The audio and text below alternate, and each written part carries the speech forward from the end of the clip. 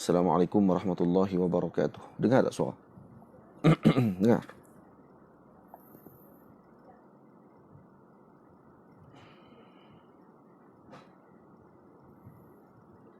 Bismillahirrahmanirrahim. Alhamdulillahi rabbil alamin. Wassalatu wassalamu ala asyrafil mursalin wa ala alihi wa ashabihi wa man tabi'ahum bi ihsanin ila yaumiddin, amma ba'd.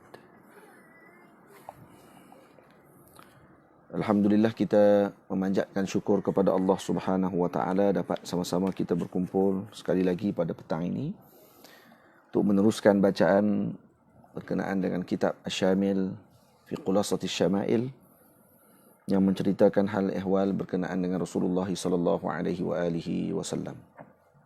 Moga-moga Allah taala berikan kekuatan kepada kita semua, diberikan himmah, semangat yang tinggi, himmah aliyah untuk kita meneruskan bacaan kitab ini sehingga selesai pada esok hari insya-Allah. Kita telah masuk pada bab yang baru, iaitu bab pada menyatakan tentang sifat imamah Rasulullah sallallahu alaihi wasallam dan yang berkaitan dengannya. Jadi bercerita berkenaan dengan bagaimana bentuk dan juga sifat serban Nabi sallallahu alaihi wasallam. Ini menunjukkan bahawa Rasulullah sallallahu alaihi wasallam memakai serban. Jadi pada bait yang ke-62 saya sebutkan sifat imamah baginda Nabi kita, kena tahu buat amalkan sunnahnya. Jadi kena tahu tentang bagaimana sunnahnya serban Nabi sallallahu alaihi wasallam. Bagaimana untuk kita mengamalkan dengan sunnah Rasulullah sallallahu alaihi wasallam. Apa ini maksudkan dengan imamah? Serban itu yang dibalut di kepala, tidak kira dengan kain apa sahaja. Jadi ini yang dimaksudkan dengan serban. Serban maksudnya adalah sesuatu yang dibalut di atas kepala, sama ada yang mempunyai ekor, yakni azbah, ataupun tidak.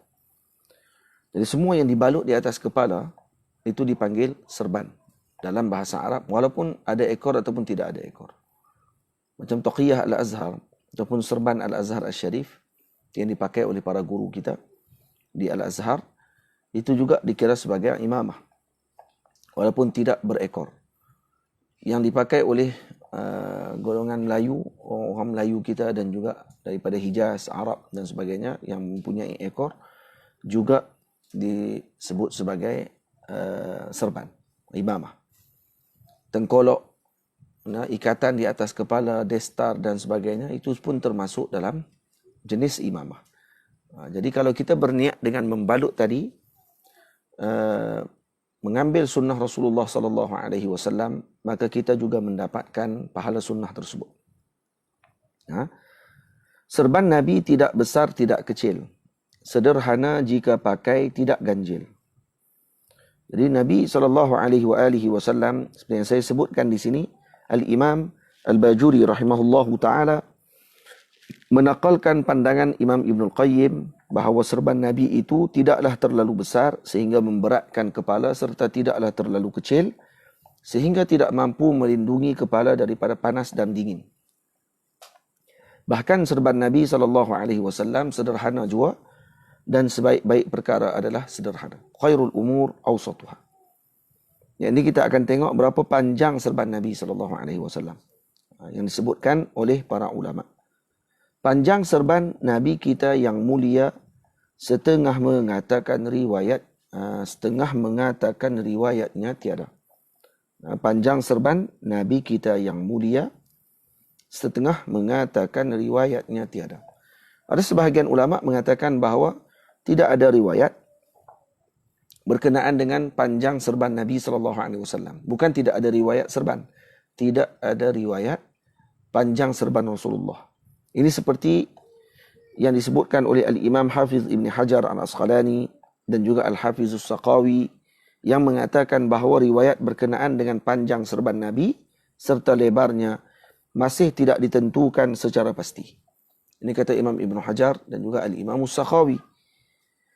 Manakala riwayat Al-Imam At-Tabrani yang mengatakan bahawa panjang serban Nabi adalah 7 hasta dan lebarnya 1 hasta, kata para hufaz, la asla lahu. Hadis ini tidak ada asal padanya. Baik. Pandangan ini dijawab oleh Al-Imam Al-Bajuri dengan menakalkan pandangan Al-Imam An-Nawawi pada masalah tersebut. Maka saya meletakkan pada bait syair ini jawapan daripada Al-Imam An-Nawawi rahimahullahu ta'ala seperti yang dinukilkan oleh Al-Imam Al-Bajuri rahimahullah. Karena Al-Imam Ibn Hajar Al-Asqalani, Al-Imam As-Sakhawi rahimahullah dan seumpama mereka telah mengatakan bahawa tidak ada riwayat yang pasti tentang masalah tersebut.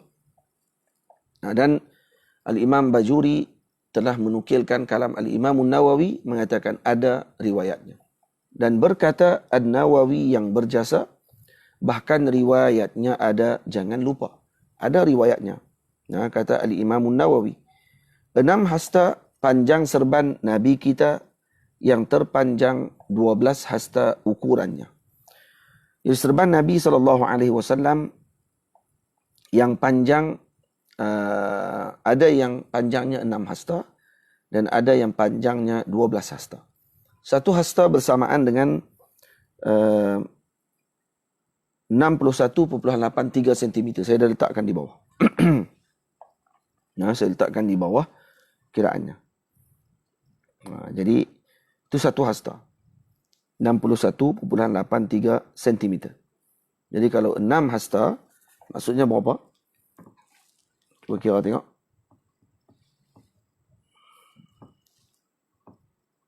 61.83 darab dengan 6. Jadi 370.98. Maksud 371 sentimeter. Maknanya hampir 4 meter. Hampir 4 meter. Manakala panjang serban Nabi yang terpanjang 12 hasta, ya ini hampir 8 meter. Dan berbeza khilaf dalam masalah ini mengikut kepada pandangan mazhab lah. Cuma mazhab kita panjangnya dengan Hambali, panjang 1 hasta bersamaan 61.83 cm. Dan bila mana Al-Imam An-Nawawi yang menukilkan pandangan ini dan dia menyebutkan dengan hasta, bermaksud kiraannya di dalam mazhab Al-Imam Asy-Syafi'i. Tamam? Jadi ada serban Nabi yang panjangnya 6 hasta dan ada yang panjangnya 12 hasta. Itu yang paling panjang.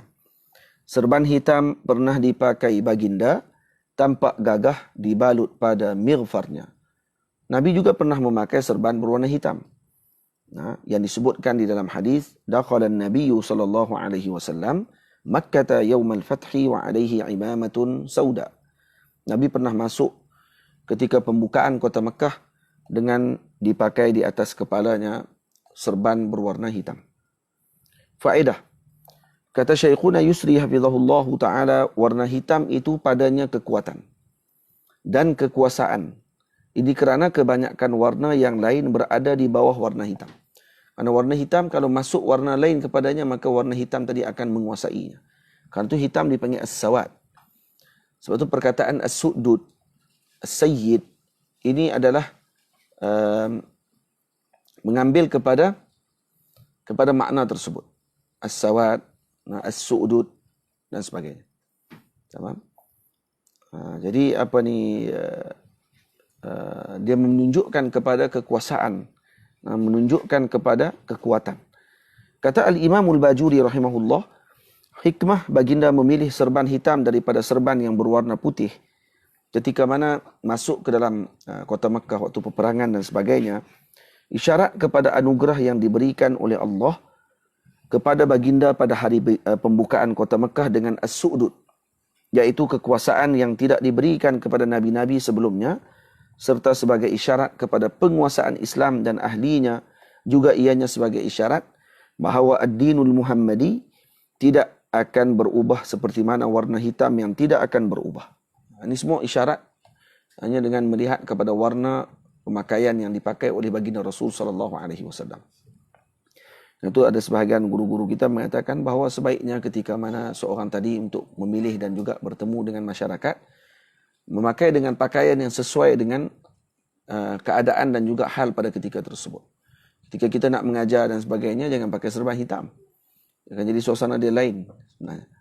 Nah, pakai serban hitam, baju hitam, kain hitam, Allah. Lepas tu jadi tentera. Nah. Dia akan jadi qaidul jaish. Cara bercakap dia pun nanti jadi macam dengan ada orang panggil apa?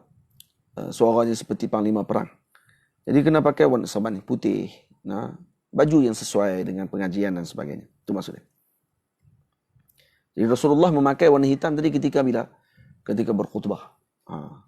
Karena Nabi berkhutbah seperti seorang qaidul jaish. Seperti seorang panglima dalam peperangan. Ketika masuk membuka kota Mekah. Nah, itu menunjukkan kepada kekuasaan dan juga penguasaan. Warna putih tetap pilihan baginda, punya azbah yang dilepas belakangnya. Tapi tetap juga Nabi mendahulukan warna putih. Warna hitam cuma Nabi pernah pakai. Nah, yang tetap dipakai, yang dipilih oleh baginda Rasul dengan selalu dipakai oleh Rasul adalah berwarna putih. Jadi, dan baginda Rasul SAW memakai serban dengan mempunyai ekor di belakangnya. Ya. Dan sebab itu disebut dalam hadis, kana Nabi sallallahu alaihi wasallam idza atamma sadala imamatahu baina katifaihi. Adalah Rasulullah sallallahu alaihi wasallam ketika berserban, baginda akan melepaskan ekor serbannya di antara dua bahunya. Kata Al-Imam Al-Bajuri rahimahullah, yang dimaksudkan azbah pada lughah adalah ekor di bahagian atas. Dia ada dua ekor. Ekor bahagian atas tu asalnya dipanggil azbah. Nah, ini bermakna serban baginda mempunyai dua ekor di atas dan di bawah. Dan manakala azbah pada istilah uruf sekarang adalah ekor yang di bahagian bawah. Jadi dulu azbah dikenal sebagai ekor di atas tu. Jadi ekor di bahagian bawah tak disebut sebagai azbah. Tak pasti disebut apalah. Cuma ketika sekarang ni telah ditukar, dijadikan itu gelaran sebagai azbah. Nah, ekornya. Tamam. Kemungkinan yang dimaksudkan dengan azbah juga adalah kedua-dua ekor yang dilepaskan di belakang. Ini kerana terdapat riwayat bahawa baginda Nabi SAW melepaskan kedua-dua ekor di belakang bahu, manakala sebahagian riwayat lagi hanya menyebutkan satu ekor sahaja. Bukan seekor kura-kura ke mana, dan seekor serban. Ekor, nah, satu ekor serban. Tamam. Faedah daripada hadis berkenaan dengan azbah adalah disunatkan kita melepaskan ekor serban, dan di antara hikmah disunatkan kerana padanya terdapat kecantikan. Itu hikmah dia lah. Jadi melepaskan ekor serban di belakang adalah paling afdal. Jadi betul-betul di belakang. Para ulama sufi lebih memilih melepaskan ekor serban di sebelah kiri kerana ianya berbetulan dengan hati. Dilepaskan ekor belah kirinya.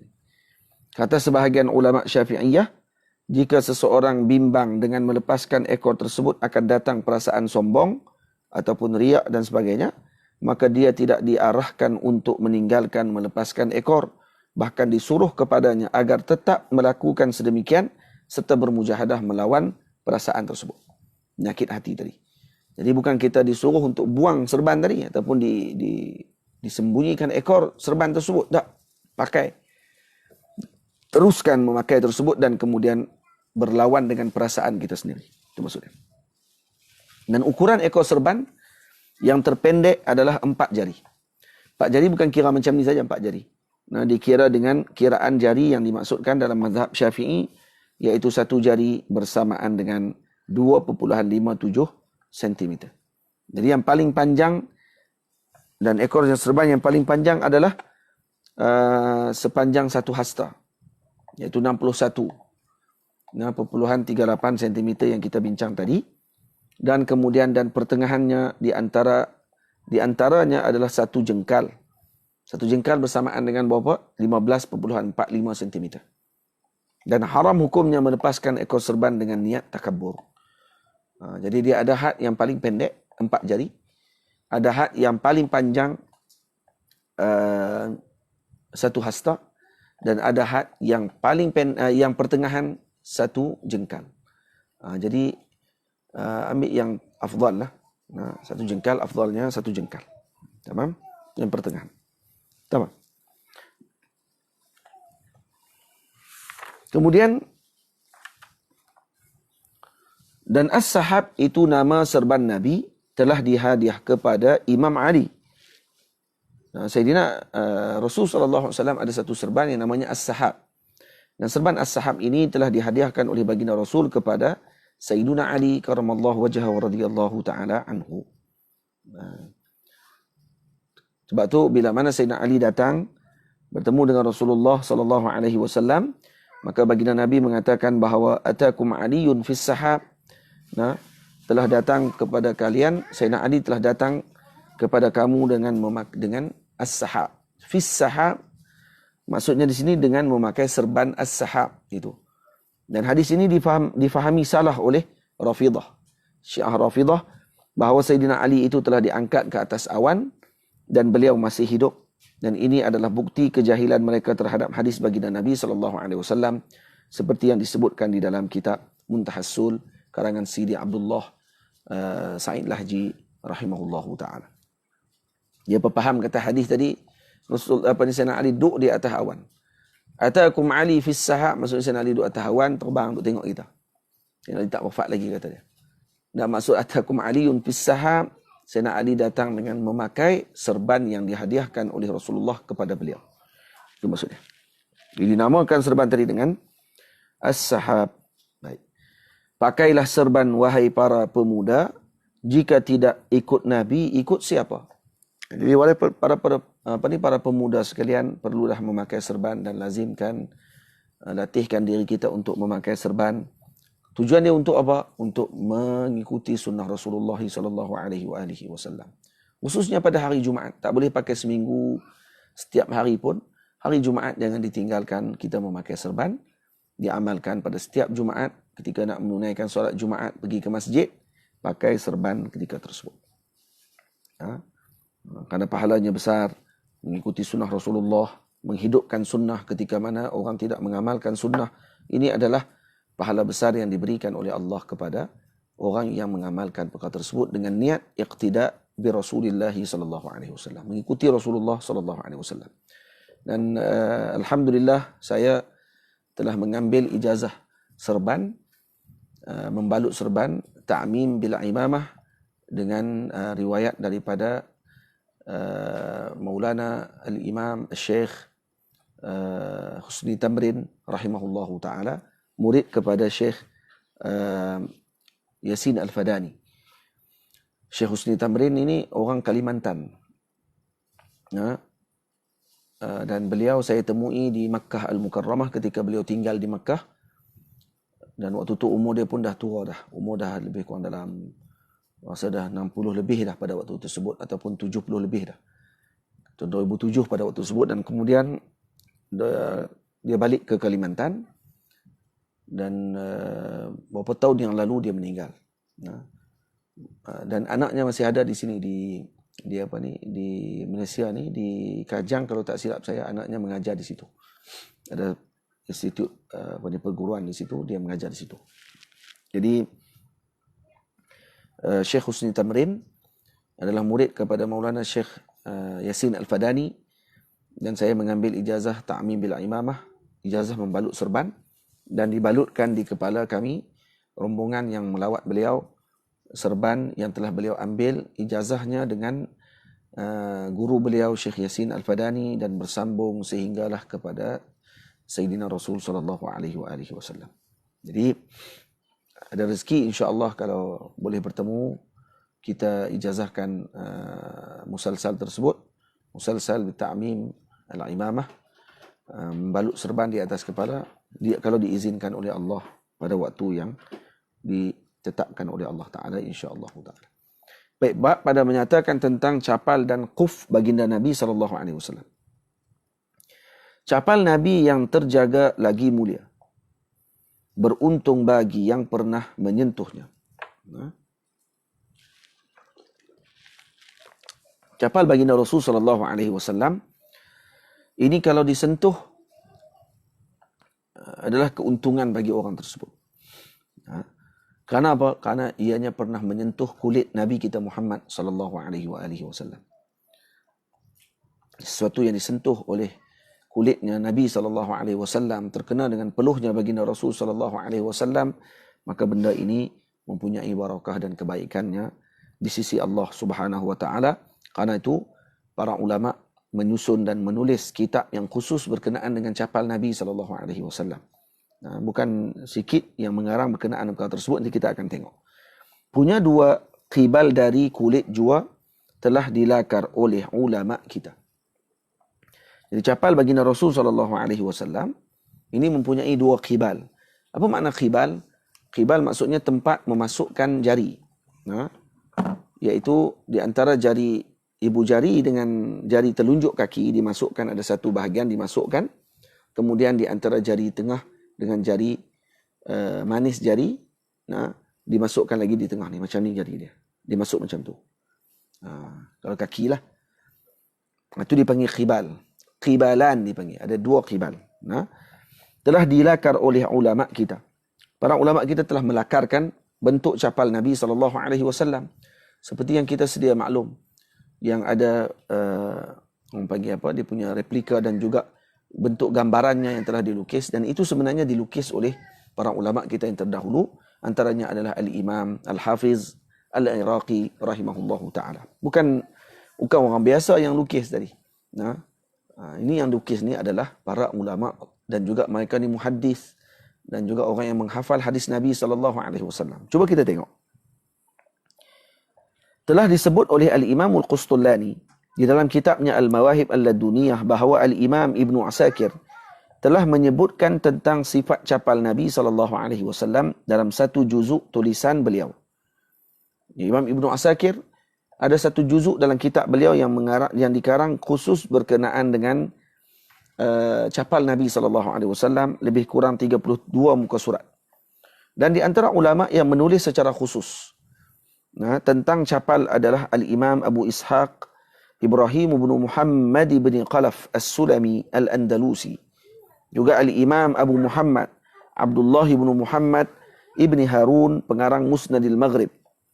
Dan Asy-Syihabul Maqari dalam kitab beliau iaitu Fathul Muta'al fi Madhin Ni'al Asy-Syarifatil An-Nabawiyah. Fathul Muta'ali fi Madhin Ni'al Asy-Syarifatil Nabawiyyati. Dan beliau menyebut bahawa terdapat ramai ulama yang pernah melihat bentuk capal baginda Rasul SAW. Dia sebut macam tu. Seperti Al-Imam Abu Bakar Ibn Al-Arabi, murid kepada Al-Imam Al-Ghazali, Al-Hafiz Abu Rabi' Ibn Sulaim Al-Kula'i dan lain-lain. Mereka pernah melihat capal Nabi SAW. Panjangnya sejengkal dan 2 jari, lebarnya 7 jari di buku lali. Saya sebutkan dengan bentuk cm. Sebab ni kiraannya dengan bentuk kiraan pada zaman tersebut. Jadi panjang, tolong ambil tu.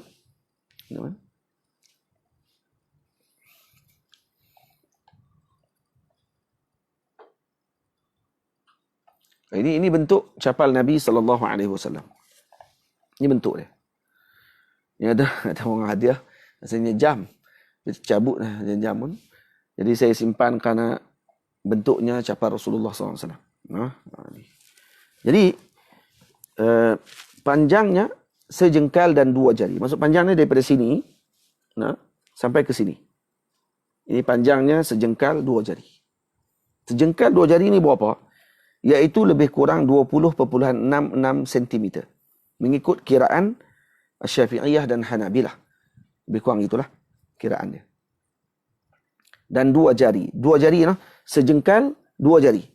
Jadi jangan duk kira sejengkal 2 jari. Tak. Jangan kira ni sejengkal 2 jari. Dah. Macam tu. Sejengkal kita dah sebut dah 15 berapa sentimeter. Sebelum kita sebut dah. Muka surat yang sebelumnya. Dan juga 1 jari bersamaan dengan 2.57 cm. Jadi kalau kita gabung, tambahkan, maka lebih kurang 20.66 cm. Lebarnya 7 jari di buku lali. Ini buku lali. Ini di bahagian buku lali. Lebarnya berapa? 7 jari. Iaitu lebih kurang 18.2 cm. Ni. Baik. Lebarnya di bawah perut kaki 5. Ni. Di bawah perut kaki. Ni, sini. Di bawah perut kaki. Sini 5 jari.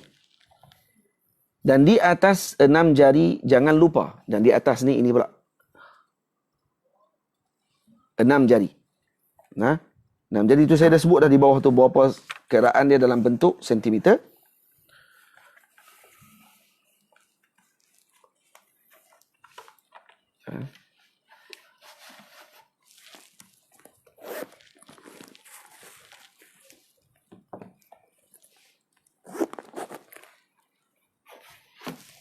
Baik.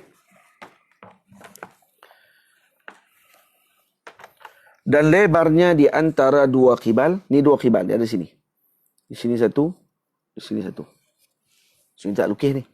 Dia ada sini 1. Sini 1. Jadi lebar di antara 2 kibal ni berapa? Apa dia? 2 jari. Ingat pasti 2 jari. Ingat pasti tak menyesal. Jadi ini antara bentuk yang telah dilukiskan oleh Al-Imam Zainul Iraqi. Ingat ni, yang dilukis ni bentuk macam ni, yang melukisnya adalah Al-Imam Al-Iraqi radhiyallahu anhu. Jadi kita mengambil dengan riwayat Al-Imam Iraqi. Jadi ada yang ingkar, yang sebagainya. Abaikan saja. Orang-orang yang ingkar ni sampai kesudah mereka akan ingkar. Lepas tu kita sebut, kata kalau tak tahu, tanya. Belajar. Ini tak tahu, pandai. Dia pula komen sebelum dia tahu, sebelum dia belajar dulu. Dan lebarnya di antara 2 kibal, 2 jari, ingat pasti tak menyesal. Ini ukuran yang telah dinyatakan Al-Hafizul Iraqi buat bekalan. Siapa yang sebut ni? Al-Imam Iraqi. Untuk kita buat bekalan kita. Baik. Sebab tu disebut dalam ucapan Al-Imam Al-Iraqi, saya cuma terjemahkan balik dalam bentuk syair yang saya telah tulis tadi. Kata beliau, wa na'luhul karimatul masunah tubali man massabiha jabinah laha qibalani bisayrin wa huma sabtiyatani sabbatu sya'rahuma maksudnya kasut Nabi, syapal Nabi tidak berbulu. Wa tuluha shibrun wa isbi'ani wa arduha mimma yalil ka'bani sab'u asabi'in wa batnul qadami qamsun wa fawqa dha fasittin fa'lami wa ra'suha muhaddadun wa arduma bainal qibalain isbi'ani isbithuma. Tu nak faham ini macam mana? Baca yang saya tulis itu adalah kesimpulan ataupun sama seperti yang disebutkan oleh Al-Imam Iraqi pada bentuk ukurannya. Surah capal Nabi kita jangan hina, memuliakannya sama yang aslinya. Jadi surah capal ni, surah, ada orang dengar saya ceramah, ada saya sebut kata surah capal ini adalah sesuatu yang jangan kita hina. Dia kata, apa ni ustaz ni, dia buat surah baru pula.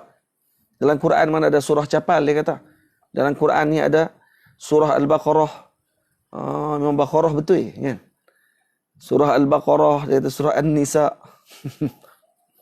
Saya bukan sebut surah. Surah. Sad. Gambaran. Bukan surah dalam Quran. Pun nak komen juga tu saya kata tu. Kita kalau tak tahu, jangan campur. Nanti nampak sangat lebih teruk lagi tak tahu. Dituduh pula kata kita buat surah baru. Kita pergi buat surah dalam Quran baru ni. Syiah ke apa ustaz ni? Amboi. Supaya dengan kita ni mengaji ni, beda balik nak jadi Syiah kot. Ada pula. Tu kata orang ni kalau dia tak ada kerja, dia kerja duduk depan komputer, tak pergi mengaji dengan para guru, maka tu sebab dia. Ini surah capal. Ni, saya kata surah ni gambar capal. Maksudnya. Bahasa Arab surah tu. Surah tu gambar. Ini gambar ni. Gambar capal ini jangan dihina. Memuliakannya sama yang aslinya. Baik, ada orang kata itu gambar saja ustaz, bukan yang betul. Kalau yang betul kami muliakan, kalau yang ni kami tak muliakan. Ini orang yang ada khabal ni, otak ada masalah. Tuan-tuan, gambar ibu kita, gambar saja.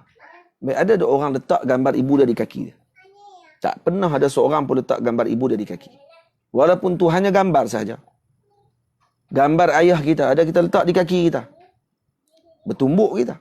Kalau kata ada orang ambil gambar ayah kita, pergi letak kat kaki. Ini biadab ni. Kalau gambar ibu dan ayah kita, pun kita letak di tempat yang tinggi, kerana memuliakan zat yang berada di dalam gambar tersebut. Seolah-olah dia berada di luar. Hanya kerana memuliakan zat tadi, maka kita muliakan sekali gambarnya. Maka bagaimana dengan yang berkait dengan Rasulullah SAW? Sama hukumnya. Gambar Kaabah diletakkan di bawah, dipijak. Sama tak sama hukum dengan kita ni menghina Kaabah ketika dipijak dan juga diruntuhkan? Kata ulama, sama hukum dia. Memijak Kaabah dengan niat menghina, itu dikhawatiri bahaya pada iman dia. Dan seolah menghina. Jadi kerana itu kena jaga-jaga betul-betul. Surah capal Nabi kita jangan hina, memuliakannya sama yang aslinya. Jadi memuliakan gambar capal itu adalah seumpama kita memuliakan capal Nabi yang asal. Jika kamu dengar ada yang menghina, berpalinglah, ini pesan Tuhan kita. Kalau kita dengar ada yang menghina, main-main, memperkecilkan dan sebagainya, ini geng capal. Disebut macam tu. Diletakkan gelaran-gelaran kepada umat. Siapa yang suka letak gelaran ni kepada umat macam ni? Kalau zaman jahiliah dulu, Abu Jahal. Yang letakkan gelaran kepada golongan muslimin. Sabaiyun dipanggil. Ini golongan-golongan ahli Sabak. Orang yang buat agama baru dan sebagainya. Katakan kepada Rasulullah. Na'udzubillah min zalik, kita mengikut dan juga mengambil pedoman daripada Abu Jahal. Dan meninggalkan pedoman Rasul SAW. Jangan memanggil sesama saudara kamu dengan panggilan yang tidak mereka sukai. Tiba-tiba kita pergi panggil mereka dengan gelaran-gelaran yang ini seolah-olah menghina. Padahal hakikatnya bila mereka sebut tadi, kita dapat membezakan. Ini orang yang mencintai dan ini orang yang menggelar tadi ni hakikatnya tidak ada pun perasaan cinta dalam hatinya kepada Sayyidina Rasul SAW. Tamam? Jika kamu dengar ada yang menghina, berpalinglah, ini pesan Tuhan kita. Kalau kita dengar ada orang yang menghina dan sebagainya, maka berpalinglah kita daripada mereka. Karena Allah Ta'ala telah berpesan kepada kita, wa'arid 'anil jahilin. Wa idza qatabahumul jahilun qalu salama. Maka ucapkan kepada mereka salama. Jangan salamun, salama. Kalau orang kita jawab salama dekat dia, dia tahu dah kata dia jahil. Jadi tak perlu sembang panjang-panjang. Salama kata dekat dia. Jadi memuliakan surah capal adalah seperti memuliakan capal baginda Nabi yang asal. Maka saya dah letakkan situ di bawah contoh yang mudah untuk kita memahami masalah tersebut seperti mana yang saya sebutkan tadi. Letakkanlah capal Nabimu yang mulia di kepala tanda kamu cintakannya. Letakkan capal ini di kepalamu. Ini siapa yang suruh ni? Ini pesan Al-Qurtubi, imam kita. Surah capal hakikatnya ia mahkota. Gambar capal. Tapi hakikatnya ianya adalah mahkota yang diletakkan di atas kepala kita. Surahnya, gambarnya seolah diletakkan di kaki. Capal diletakkan di kaki. Tetapi hakikatnya tempat sebenarnya adalah di atas kepala umat Nabi Muhammad SAW. Al-Qurtubi di sini adalah Al-Imam Abu Bakar Qurtubi yang wafat pada tahun 652 Hijriah, dan dalam syairnya dia ada menyebutkan wa na'lun qada'na haibatan li bahaiha. Wa inna mata naqda'u laha abadan na'lu. Capal yang kalau kami merendahkan diri kami kerana memuliakan dia dengan kecantikannya, wa inna mata naqda'u laha abadan na'lu. Selagi mana kita merendahkan diri kita, memuliakan capal Nabi SAW, maka akan ditinggikan orang-orang tersebut. Fadha'ha ala a'lal mafariqi innaha. Letakkan ia di atas kepalamu. Haqiqatuha tajun wa suratuha na'lu. Hakikatnya ia adalah mahkota, walaupun surahnya, gambarannya adalah capal. Bi aqmasi khairul khalqi hazat maziyatan. Karena apa? Kenapa dia mendapatkan kedudukan? Karena dia telah berada di bawah tapak kakinya Sayyidina Rasul. Ala taji hatta bahatil mafriqar rijlu. Sehingga dia mendapatkan kemuliaan lebih daripada mahkota. Hatta bahatil mafriqar rijlu. Tamam? Sehingga menyebabkan hatta bahatil mafriqa ar-rijlu, menyebabkan apa ni, Allahumma salli ala Sayyidina Muhammad, kepala ini dicantikkan olehnya. Syifa'un lidhi saqamin raja'un libaisi, dan ianya menjadi pengubat kepada orang yang punya sakit, raja'un libaisi, dan kita digunakan untuk ditunaikan hajat orang-orang yang berhajat, amanun lidhi qaufin kada yuhsabul fadlu, dan juga diselamatkan ketika ditakuti dengan sesuatu. Dan ini adalah antara kelebihan capal baginda Rasul sallallahu alaihi wasallam. Bukan capal saja, surah capal, gambar capal tersebut juga punya kelebihan seperti yang disebutkan oleh para a'immah, para ulama kita yang terdahulu. Ini bukan orang biasa-biasa yang sebut ini. Dan padanya ada 1000 barakah, hanya yang tahu sahaja ambil manfaat. Pada surah ataupun gambar capal ini, padanya terdapat 1000 barakah. Maksudnya banyak barakah. Nah, yang tahu sahaja yang akan ambil manfaat dengan perkara tersebut. Yang mana kita sedia maklum bahawa yang memberikan manfaat dan mudarat hanya Allah Subhanahu wa taala. Ini adalah sebab sahaja. Dan mengambil berkat dengan sesuatu tidak dilarang dalam syarak. Mengambil berkat tidak dilarang oleh syarak. Karena Allah Ta'ala menjadikan barakah pada apa yang Allah Ta'ala kehendaki. Ada pada bulan yang tertentu Allah Ta'ala jadikan berkat. Dipanggil Ramadan Al-Mubarak.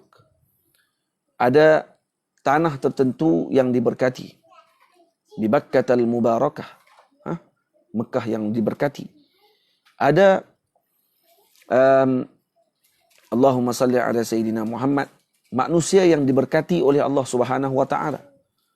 Jadi berkat ini adalah benda yang ma'ruf, yang diketahui. Air yang diberkati oleh Allah Ta'ala. Dan sebagainya, ini benda yang kita sedia maklum. Dan ada perkara-perkara yang telah dijadikan oleh Allah dengan perkara tersebut, maka kita yang kalau mengingkari perkara tersebut bermakna kita telah mengingkari banyak daripada perkara-perkara barakah yang ada dalam agama Allah Subhanahu wa taala. Sebab itu perlu kepada guru kembali semula kepada apa yang diajarkan oleh baginda Rasul sallallahu alaihi wasallam. Jangan terpengaruh dengan fahaman orang-orang yang suka membid'ahkan, mengeluarkan umat Nabi Muhammad ini dengan sewenang-wenangnya daripada agama. Hanya kerana mereka tidak tahu tentang perkara tersebut, dituduh mereka ini melakukan syirik dan sebagainya. Ini kelompok yang hakikatnya sedang menjemput dan juga membawa umat ini kepada neraka Allah Subhanahu wa taala. Jadi Imam Ibnu Asakir telah menyebutkan dalam risalah ringkasnya tentang capal baginda Rasul sallallahu alaihi wasallam dan kelebihannya bahawa Abu Ja'far Ahmad ibn Abdul Majid, ini tengok siapa yang sebut, Imam Ibnu Asakir. Beliau mengatakan bahawa ada seorang syekh yang soleh telah memberikan kepada sebahagian muridnya akan surah capal, gambar capal tu. Baginda Nabi SAW, dan keesokan harinya murid tersebut datang bertemu dengan beliau, bagi tahu bahawa beliau telah melihat keberkatan yang terdapat pada surah capal. Surah capal tu ada gambar capal, ingat elok-elok. Yang sangat ajaib, kata beliau. Jadi kata Syekh Abu Ja'far, maka Syekh Abu Ja'far bertanya kepada muridnya tersebut, apa yang kamu lihat? Kata beliau, semalam isteri saya jatuh sakit, sehingga sakitnya tadi hampir menyebabkan dia mati. Maka saya terus mengambil gambar capal yang kamu berikan kepada saya, lalu saya berdoa, Allahumma arini barakatah sahibi hadzal na'li. Ya Allah, tunjukkan kepada kami, tunjukkan kepada aku berkat pemilik capal ini, yaitu Sayyidina Rasul sallallahu alaihi wasallam. Maksudnya, ya Allah, tunjukkan kepadaku keberkatan pemilik capal ini. Siapa pemilik capal? Sayyidina Rasul. Maka Allah Ta'ala menyembuhkan isteriku ketika tersebut juga. Sekaligus waktu itu juga sembuh. Berkat dengan apa yang telah dilakukan. Waktu sebagian para ulama kata, kalau kata dibawa capal ini bersama dengan seseorang tersebut, moga-moga dia dilindungi daripada perkara yang tidak baik. Yang melindunginya Allah. Kena ingat itu. Melindunginya Allah. Ini sebagai sebab sahaja. Seperti mana kita memakai seat belt ketika mana bawa kereta, awak yang pergi pakai seat belt. Kerana kita mengambil sebab. Adakah kita telah mengambil berkat dengan seat belt tersebut? Kita melindungkan diri kita dengan seat belt tadi? Tak. Kita mengambil sebab sahaja. Kerana disuruh untuk kita memakai seat belt. Disuruh untuk kita menjaga keselamatan kita dalam kenderaan dan sebagainya. Dibuat kenderaan kita ni ada penghadang. Kenapa pakai topi keledar waktu bawa motor? Untuk menjaga keselamatan kita. Adakah kita katakan topi keledar tu yang akan melindungi kepala kita? Tak. Allah yang melindungi kita. Itu yang kita perlu faham dengan sebaik-baiknya. Begitu jugalah dengan perkara ini. Jadi kita bawa itu, kata para ulama, Al-Imam Abul Qasim bin Muhammad mengatakan bahawa keberkatan capal ini, sesiapa yang memegangnya dengan mengharapkan keberkatannya, maka dia akan diselamatkan daripada kezaliman orang-orang yang zalim, dapat mengalahkan musuh, menjadikan pelindung daripada syaitan, melindungi daripada pandangan mata yang hasad, ain, dan jika ianya dipegang oleh perempuan yang hamil dengan tangan kanannya ketika hendak melahirkan, maka akan dimudahkan urusan kelahiran tersebut. Tamam? Ini antara kelebihan surah capal ataupun gambar capal Nabi SAW yang ini dimarahi dan juga dibenci oleh syaitan. An-Najashi dan Sayyiduna Dihyah beri Nabi akan quf sebagai hadiah. Jadi Sayyidina Najashi yang namanya adalah Ashamah pernah memberikan hadiah kepada Nabi, yaitu capal ataupun khuf, bukan capal, khuf. Khuf ataupun dipakai tu macam stokin kulit tu. Dan Sayyiduna Dihyah juga pernah memberikan hadiah juga kepada Rasulullah sallallahu alaihi wasallam. Dan baginda tidak pernah bertanya dah disertu atau tidak kulitnya. Nabi tidak bertanya kepada Sayyidina Dihyah dan juga Najashi ketika mereka memberikan hadiah kepada beliau, adakah sudah dibersihkan ataupun tidak kulit binatang ini, diambil daripada kulit binatang yang disembelih ataupun tidak, tak ditanya oleh Rasulullah sallallahu alaihi wasallam. Maka ini menjadi bukti, kata para ulama, boleh seseorang tersebut menerima hadiah daripada golongan yang bukan Islam dan juga daripada seseorang yang kita ketahui bahawa hartanya daripada yang bagus. Tetapi kalau kita ketahui seorang tersebut hartanya daripada harta yang haram secara keseluruhan, maka dielakkan daripada kita mengambil harta tersebut ataupun hadiah tadi. Ataupun kita ketahui bahawa orang ini ada perniagaannya yang haram, ada perniagaannya yang halal, kemudian dia berikan hadiah kepada kita, maka kita perlu dapatkan kepastian daripada mana dia diberikan hadiah kita ni. Katanya daripada perniagaan saya yang halal, Ustaz. Maka kita boleh ambil pada ketika tersebut. Baik, kalau tidak ditanya langsung pada waktu tersebut, maka pun tidak mengapa. Karena apa? Karena kita boleh ihtimal ataupun kita tanggungkan dia berikan kepada kita ni daripada hartanya yang halal. Pun boleh, tidak ada masalah. Tamam? Ini pentingnya fiqh dalam kita memahami permasalahan tersebut. Bab pada menyatakan tentang cincin dan cop mohor baginda Nabi sallallahu alaihi wasallam. Ini bab berkenaan dengan cincin dan cop mohor Nabi. Dan memakai cincin itu sunnah jua. Itu petunjuk dari Rasul tercinta. Cincin Nabi kita itu ada dua untuk perhiasan serta surat raja. Jadi memakai cincin ini sunnah. Jadi dibahaskan oleh para ulama di dalam kitab-kitab mereka berkenaan dengan hukum memakai cincin, dan Al-Imam Ibn Rajab Al-Hambali ada sebuah kitab khusus berkenaan dengan Ahkamul Khawatim, hukum hakam berkaitan dengan cincin. Ditulis khusus berkenaan dengan cincin.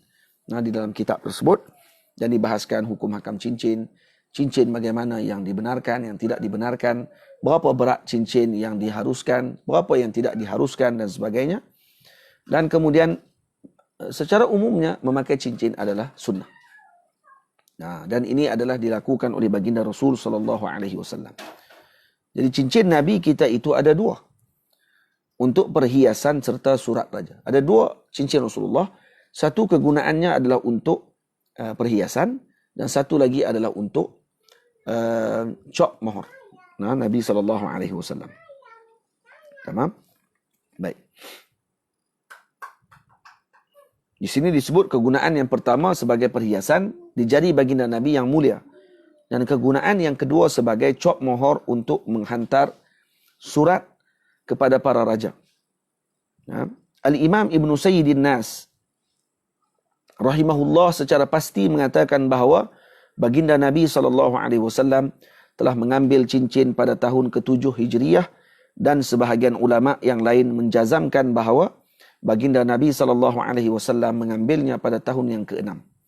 Jadi adakah berlaku pertembungan di antara dua pandangan tersebut? Tidak berlaku pertembungan, Karena para ulama mengatakan bahawa kemungkinan Nabi mengambil pada akhir tahun yang ke-6 dan pada awal tahun yang ke-7. Itu maksudnya digabungkan di antara dua pandangan tersebut. Tamam? Baik. Orang ajam itu tidak menerima. Kenapa Nabi buat cincin cop mohor? Kerana orang ajam dinasihatkan kepada Rasulullah bahawa orang ajam, yakni selain daripada Arab, mereka ini tidak menerima cincin ataupun surat yang tidak ada cop padanya. Jadi orang ajam itu tidak menerima surat tanpa tanda dari pengutusnya. Jadi mereka tak terima surat yang tidak ada cop mohor. Maka akhirnya Rasulullah SAW mengarahkan para sahabat untuk menempa cincin. Dan tukang tempa cincin Rasulullah adalah Ya'la ibni Umayyah yang telah menempa cincin Nabi SAW. Ini bukti, kata guru yang tercinta, Nabi kita ra'i uruf di zamannya. Tengok nah, kata Maulana Syekh Yusri hafizahullah, ini bukti bahawa baginda SAW meraihkan uruf pada zaman baginda Rasul SAW. Nabi tak sebut, aku Rasul, sepatutnya kamu yang ikut aku, bukan aku ikut perundangan kamu. Tak. Nabi mengikuti undang-undang perhubungan antara bangsa di antara negara dengan negara pada waktu tersebut. Ini bukti Rasulullah SAW meraihkan uruf, meraihkan undang-undang yang ada pada ketika tersebut. Beza dengan kita zaman sekarang, yang kesemuanya kita nak langgar dan semuanya kita rasa kita tahu daripada orang lain, sehingga menyebabkan tidak berlaku perjalanan yang baik kerana masing-masing menganggap bahawa mereka memahami undang-undang dibandingkan dengan ahlul halli wal aqdi. Tamam. Yang berbanding dengan para pemerintah dan juga orang-orang yang bertanggungjawab menjaga undang-undang tersebut.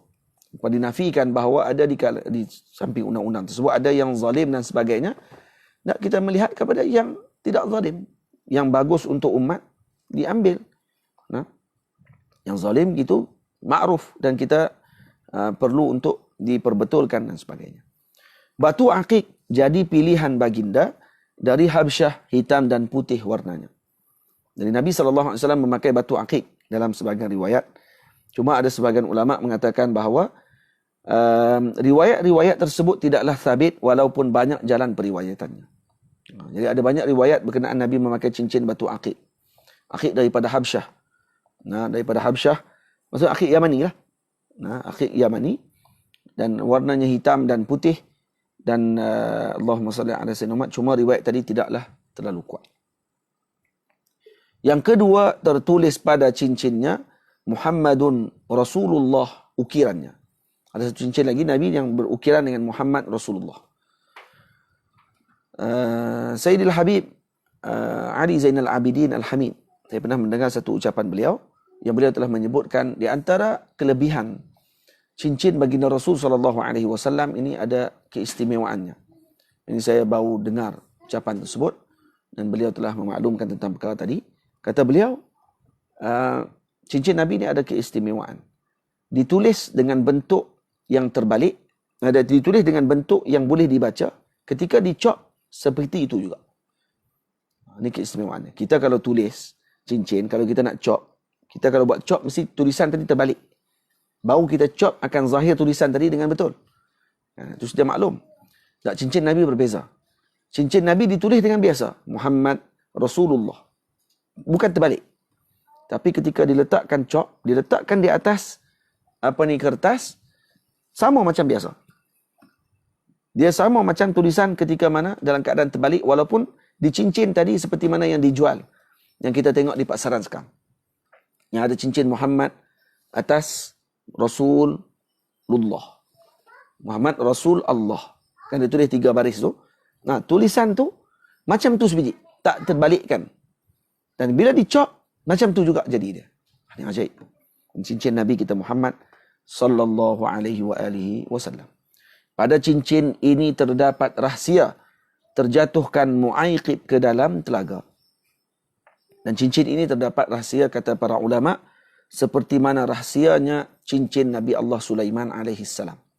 Cincin Nabi Sulaiman ketika terjatuh, terhilangkan, maka hilanglah kerajaan Nabi Sulaiman alaihi salam dalam beberapa tempoh. Begitu juga cincin Rasulullah sallallahu alaihi wasallam ketika terjatuhkan ke dalam telaga Aris, iaitu telaga yang berada di Madinah Al-Munawwarah berhampiran dengan Masjid Quba, oleh Sayyidina Mu'aiqib yang merupakan Ashabul Badri, ahli peperangan Badar yang dimuliakan oleh Allah, dan beliau adalah penyimpan cok mohor Nabi SAW. Kita kan ada pemegang mohor besar raja-raja dan sebagainya. Begitu juga Nabi SAW mempunyai penyimpan mohornya, iaitu Sayyidina Mu'aiqib, yang para sahabat Nabi seperti Sayyidina Abu Bakar ketika menjadi khalifah, Sayyidina Umar ketika menjadi khalifah, Sayyidina Uthman ketika menjadi khalifah, ingin mengambil cincin tadi, mengambil berkat dengan memakainya, maka mereka akan minta dulu kepada Sayyidina Mu'aiqib. Satu hari beliau terjatuhkan cincin tadi ke dalam telaga Aris yang berada berhampiran dengan Masjid Quba, sehingga hilang dan diarahkan pada zaman Sayyidina Uthman itu berlaku. Dan diarahkan oleh Sayyidina Uthman untuk mengorek kembali telaga tadi, dicari cincin tadi dengan bersungguh-sungguh, tapi tidak ditemui akhirnya. Dan kata para ulama, ini adalah isyarat kepada Sayyidina Uthman bahawa kerajaannya akan jatuh dan beliau akan dibunuh. Berlaku fitnah selepas itu. Itu pada cincin ini terdapat rahsia. Terjatuhkan Mu'aiqib ke dalam telaga. Sunnah Nabi kita itu lengkap jua. Hingga cara bercincin pun ditunjuknya. Nabi memakai cincin pun ditunjuk cara Nabi memakai cincin. Di kelingking kanan Nabi memakainya. Nabi memakai cincin di kelingking kanan. Terkadang dipakai di jari kirinya. Kadang-kadang Nabi memakai di jari kiri. Gini. Tidak makruh juga tidak khilaf aula. Bahkan sunnah pakai cincin kiri jua. Jadi kalau apa hukum memakai cincin di tangan kiri? Hukumnya sunnah. Bukan khilaful aula. Apatah lagi makruh. Tidak makruh. Sunnah hukumnya. Dapat pahala. Tak ada masalah. Kalau ada orang tidak keliru, dia kata, bolehkah pakai cincin belah kiri ni? Bukan cincin belah kanan je, kata, tak ada masalah. Dapat pahala memakai cincin tersebut. Tamam? Kenapa dipakai cincin di jari kelingking? Kata Al-Imam Ibn Hajar, hikmah memakai, bukan Imam Hajar, Imam Munawi. Hikmah memakai dengan jari kelingking adalah kerana ianya paling hujung serta tidak menyusahkan seorang yang memakainya untuk melakukan pekerjaan berbanding jari-jari yang lain. Ini seperti yang disebutkan oleh Al-Imam Al-Munawi. Itu dipakai di hujung sekali. Kerana dia paling hujung dan jari kita yang paling banyak buat kerja ni jari yang hujung ni. Jadi hak ini kita boleh asingkan. Macam tu gitu. Nampak tak? Dan baginda Nabi memakai pada jari ini. Jari kelingking, dan kemudian disebut oleh Al-Imam Tirmidzi larangan memakai cincin pada jari telunjuk dan jari tengah. Dua jari ini dilarang kepada lelaki khususnya. Dan tidak sabit riwayat bahawa baginda dan para sahabat memakai pada ibu jari dan jari manis. Jari manis dengan ibu jari tidak sabit riwayat tersebut. Tamam. Boleh? Cuma memakai cincin di jari dua ini dan ini hukumnya makruh kata para ulama. Karena ini dipakai oleh kaum Sodom. Ini kaum Nabi Allah Lut alaihi salam. Maka elakkan. Kecuali perempuan. Perempuan tak ada masalah. Pakailah cincin kat jari mana pun. Jari kaki pun boleh perempuan. Karena perempuan dijadikan untuk perhiasan. Maka mereka boleh pakai pada jari mana pun, tak ada masalah. Cuma kalau orang tengok, orang kata tak apa nak center elok lah. Kata nampak macam gila lagi. Tiba-tiba pakai cincin kat ibu jari. Kaki, kira memang kaya sangat dah ni. Sampai kat tangan pun tak ada nak pakai kat kaki. Haram bagi lelaki memakai emas. Harus bagi wanita buat berhias. Lelaki haram memakai emas. Manakala perempuan boleh untuk berbuat perhiasan pada badan mereka dengan emas. Cincin perak itu yang dipakai Nabi bukan tembaga dan juga bukan besi. Jadi Nabi memakai cincin perak, bukan cincin tembaga dan juga bukan cincin besi. Apa hukum memakai cincin yang diperbuat daripada selain daripada perak? Dibahas oleh para ulama. Saya ada tulis di dalam perbahasan ini, iaitu ada ulama mengatakan bahawa ada hadis yang Nabi sebutkan tentang cincin yang dibuat daripada besi. Kerana Nabi mengatakan, Mali ara alaika hilyata ahli nar. Kamu apa ini? Saya tengok kamu memakai perhiasan ahli neraka. Atau pakai besi. Nah, jadi kerana itu, para sebahagian ulama kata tak boleh pakai cincin besi. Begitukah hukum dia? Kata Imam Ibn Hajar, harus memakai cincin yang diperbuat daripada besi. Harus. Tembaga dan seumpamanya tanpa makruh. Kata Imam Ibn Hajar, harus. Tidak makruh. Dan hadis yang disebutkan sebelum ini, dia ada benda yang harus dan makruh. Ya harus tapi makruh. Nah, di sini harus tidak makruh. Dan ini hukumnya dhaif. Nah, dan hadis yang disebutkan sebelum ini berkenaan dengan masalah tadi ini, itu hadisnya dhaif. Nah, namun dihasankan oleh sebahagian ulama. Dia hadis dhaif tapi dihasankan oleh sebahagian ulama, maka lebih aula meninggalkan mengambil cincin daripada logam yang disebutkan. Maka kata Imam Ibn Hajar, sebaiknya ditinggalkan. Nah, walaupun ianya harus, sebaiknya ditinggalkan. Kata Imam Nawawi dalam Syarah Muhadzab, ini dalam Majmu', telah berkata Sahibul Ibanah, makruh mengambil cincin daripada besi atau tembaga, dan pandangan ini diikuti oleh Sahibul Bayan, Al-Imam Al-Imrani, dengan mengatakan bahawa makruh mengambil cincin daripada besi, aluminium, yakni rasas. Rasas, yang dibaca dengan fathah, ra serta dhammah. Fathah ra ataupun dhammah dia. Boleh baca rusas, boleh baca dengan rasas. Tembaga, yakni syabah. Manakala Sahibut Tatimmah mengatakan bahawa tidak makruh mengambil cincin daripada logam-logam tersebut. Jadi ada para ulama kata makruh, ada kata tidak makruh. Ini berdasarkan hadis daripada Sahihain, daripada Sayyidina Sahal, bahawa Rasulullah SAW bersabda kepada lelaki yang ingin mengambil wanita yang menghadiahkan dirinya kepada Nabi. Bila Nabi, seorang perempuan datang menghadiahkan dirinya kepada Rasulullah, Rasulullah kata, Rasulullah senyap tak jawab. Maka perempuan ni akhirnya disebut oleh sahabat yang ada pada ketika itu, kalau kamu tidak berkeinginan ya Rasulullah, saya pun tak kahwin lagi, kahwinkan dia dengan saya. Maka Nabi pun kata, iltamis walau khataman min hadid, pilah cari, bagilah kepada dia mahar walaupun dengan sebentuk cincin daripada besi. Kata beliau, cincin besi pun tak ada ya Rasulullah. Maka akhirnya Nabi mengatakan bahawa, adakah kamu hafal ayat-ayat Quran? Kata beliau, saya menghafal beberapa surah. Maka kata Nabi, maharnya adalah kamu mengajarkan surah-surah tersebut kepada perempuan isteri kamu tersebut. Faham? Itu dalam mazhab kita Syafi'i, mahar dengan khidmat ataupun kita mengajarkan dengan ilmu dan sebagainya juga diiktibar dalam syarak. Baik, kata Sahibut Tatimmah, jika mengambil cincin besi itu makruh, maka Nabi tidak akan mengizinkan lelaki tadi mengambil cincin besi. Jadi kata Sahibut Tatimmah, kalau cincin besi ini makruh, macam mana Nabi mengarahkan lelaki tadi mengambil cincin besi? Kata Imam Nawawi, pandangan yang terpilih adalah tidak makruh mengambil cincin dengan bahan-bahan tersebut. Jadi Imam Nawawi kata tidak makruh. Kata Imam Munawi, pandangan yang paling sederhana, boleh kita katakan bahawa dalil yang melarang itu menunjukkan kepada makruh tanzih. Jadi dalil yang larang tadi kata itu makruh tanzih, bukan dalil haram. Dan hadis di dalam Sahihain menunjukkan bahawa harus serta makruh tanzih. Dalam Sahihain pula nak menunjukkan bahawa ianya harus tetapi makruh tanzih. Harus dan makruh maksudnya.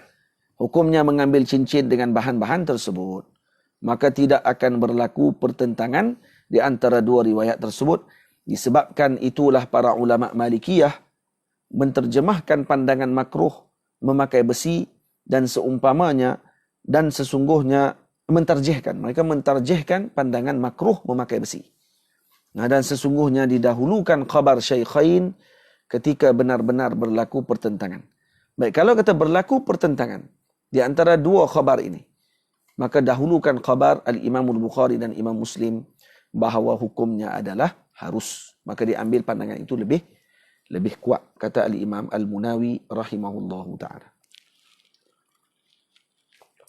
Jadi kesimpulan daripada perbahasan cincin besi dengan tembaga dan juga aluminium ni, apa hukumnya bagi lelaki?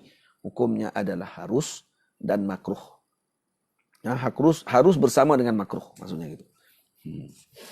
Baik. Bab pada menyatakan tentang senjata baginda Nabi sallallahu alaihi wasallam. Alhamdulillah, kita dah sampai ke pertengahan kitab. Pertengahan kitab. Jadi esok insya-Allah kita akan menyambung pada bab yang seterusnya, bab pada menyatakan tentang senjata baginda Nabi SAW. Moga-moga Allah Ta'ala mengurniakan kepada kita kebaikan, kesihatan, semangat yang tinggi untuk terus membaca kitab ini sehingga selesai, sehingga kita dapat mengkhatamkan kitab ini pada esok hari insya-Allah Ta'ala. Jadi saya setakat itu dulu. Moga-moga kita dapat bertemu lagi. Wassalamualaikum warahmatullahi wabarakatuh.